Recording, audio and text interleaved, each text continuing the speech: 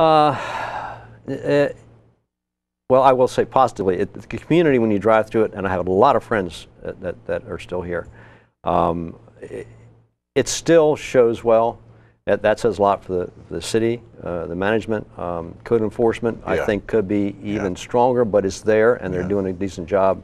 I agree with you. Having said that, when people don't take care of their houses, when yards start to look like they haven't been kept up in months, high grass, shrubs that aren't trimmed, the fascia falling off houses, you have a block that has 90% of the homes are great, then you have 1 or 2 homes or 10% of the homes that need work. Yeah. I do think, put my foot in my mouth, but I do think a citizen has a responsibility to keep his property up. Oh, I agree with you. And that helps keep the community solid. But having said that, the community has changed. It's expanding outwards, and it's overdeveloped. It's totally overdeveloped. Yes. I used to live in Pointer Ridge when I first came down here. And I haven't been down there in eons. I'd go down 3 to the shopping center maybe now and again. But I went to where I used to live, and oh my. I wouldn't have recognized it. Nor not Church Road, Mitchellville Road. I used to be a little rural, Herbie Walker was the only guy I knew that lived on the whole thing. Now. Yeah, it's from that standpoint, it's definitely changed. The big change, of course, too, is when they widened 450. I think that's a fiasco. The road is, I think the state did a good job with it, but it has gotten, I think it should have been at High Bridge Road coming through to probably Racetrack Road. It should have been narrower, less of a median. It would have led to, I think, a better scenario with the city from the standpoint of being close and preserve part of the city aesthetics. But it's easy to second guess it. I know there's you know what everything happened going through that road process. It was a lot of discontent. Much discontent. And Route 197 is still nothing. I know. But I dread the thought of that getting expanded. I know. In a way, maybe it's best to stay the way it is. Otherwise, you're going to breeze through and not hardly pay attention to it. You're going to have people doing, well, John, you've been up on 197 near Rockledge School. Yeah, yeah. I play golf on the golf course, and when you're on that tee, whatever that is, that parallels 197, cars go by there. I guarantee you they're doing 60, 65 miles an hour. Oh, I know it. I see it all the time. And I was talking to some of the police officers, and they said the problem is there's no way to easily monitor the traffic with radar because there's no real shoulder. You have those big high sidewalks, and the curbs are, gosh, the curbs must be 6, 7, 8 inches high, so you can't drive a car off the curb and chase someone. So it's a very difficult place to patrol, but the traffic is just way, way too fast there. Oh, it really is. And there has to be something done, but I don't know what the answer to that is. I'm surprised there hasn't been a catastrophe there yet. Well, you know, in the old days, there were some horrific accidents. That's true. We had tractors hit head-on right by the golf course. There was a tobacco farm. No kidding, really? Fellow was on a tractor and didn't have his lights on and got hit head-on. You mean like a farm tractor? Yeah. Oh, jeez. Yeah, it wasn't a tractor trailer, it was a farm tractor with a trailer behind. Oh, I would have loved to have had a picture of that. And then there was a couple really bad accidents there near Old Chapel Road. When the road was, actually the new road was being constructed. They had a bad accident or two.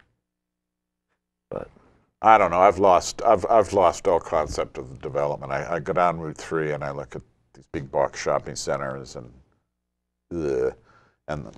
from my window, you know, I can literally see across to that quote Newtown Center or whatever. Not the Newtown Center, the Science and Tech Center. The old Science and Tech Center, and all you see these big ugly boxes. I'm scared of what might happen there. 3 hotels allegedly is to go in. Now, who the hell would be staying in those hotels? I don't know. Especially today with the economy the way it is. I don't know.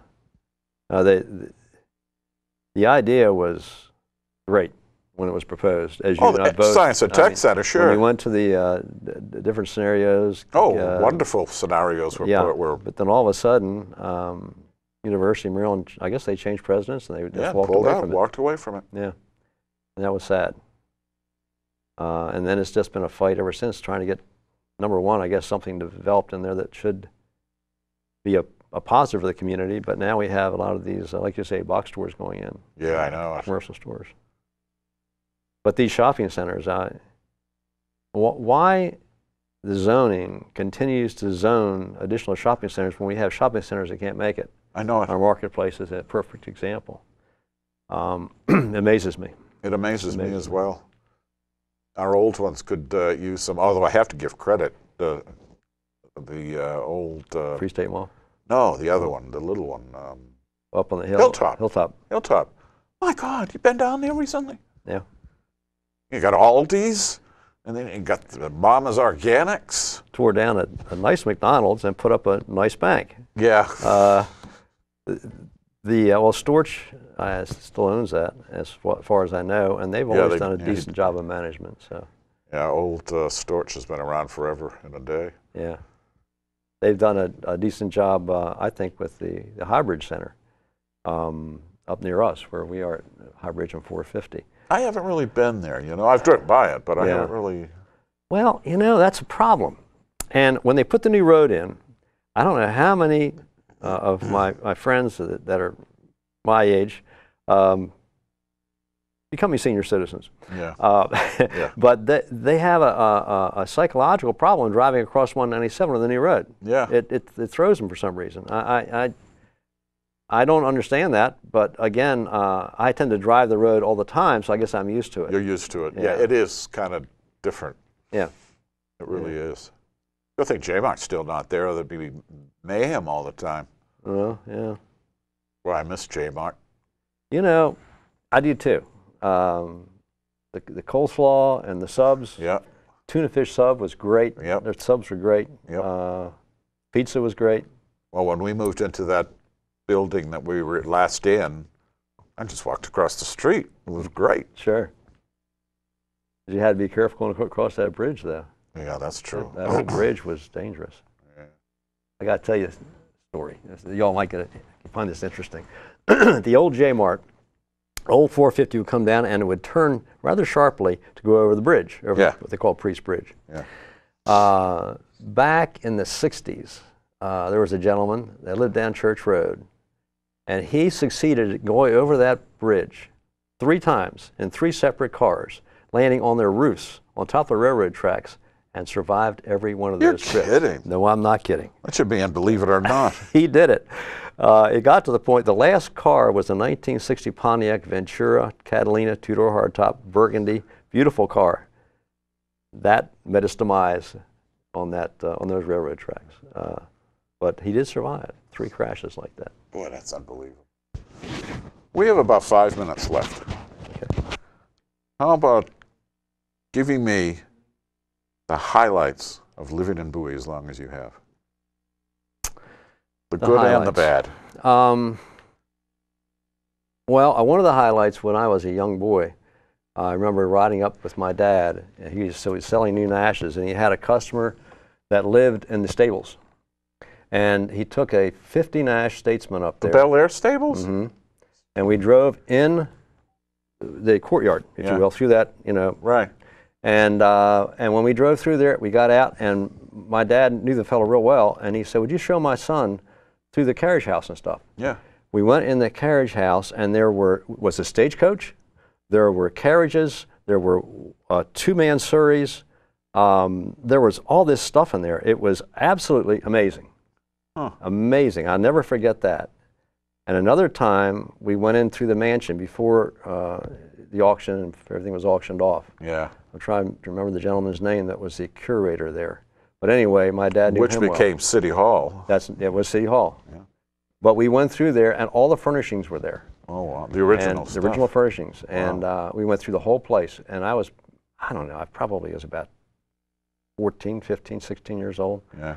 And there was a model of, you and I are into models, model cars and stuff. There was a model of a Wells Fargo stagecoach that was probably as big or longer than this pad here, all done by hand by some famous person out west.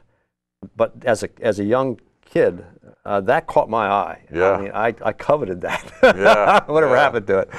But there was two of the highlights. And maybe another one was riding down in a convertible off 197 past the pond with the top down in the summertime on the gravel road. Yeah, okay. That's 3. And a disappointment? Busing. Busing. Yeah. I think that was really overall really very, very much of a negative for our community. Yeah. Because we lost so many good people. Oh, there's no question they were about it. concerned about their kids in schools, and so many of them left. And how do you see the future of Bowie? Future. Well, you know, we've got to get through this economy. This economy is absolutely terrible. Oh, tell me about it. We can go there maybe some other time, but if the economy straightens out, we have so many positives. We have a very diverse demographics here. We have some $1 million plus homes to the west. Yeah. And we have $300,000 homes for the most part. A lot of those $1 million homes, by the way, are in foreclosure. That's true. And that's something we got to get past. Yes. But if we could get past that and get into a more stable economy, I think Bowie would be doing well. But having said that and being a realist, it's going to be a while. Well, I'd like to see the $100,000 I've lost on my house come back up. I'm paying. But you're one of the lucky ones. I know I am. Well, old boy, we've reached the wrap. Okay. Which means that I thank you very much for coming on. John, thank you. And I thank the audience. I hope you enjoyed this chat about old-time Bowie, with a couple of old-time Bowieites. There we go. How's that? Still ticking. It beats the alternative. Please tune in again next week. And thanks a lot for tuning in today. Goodbye.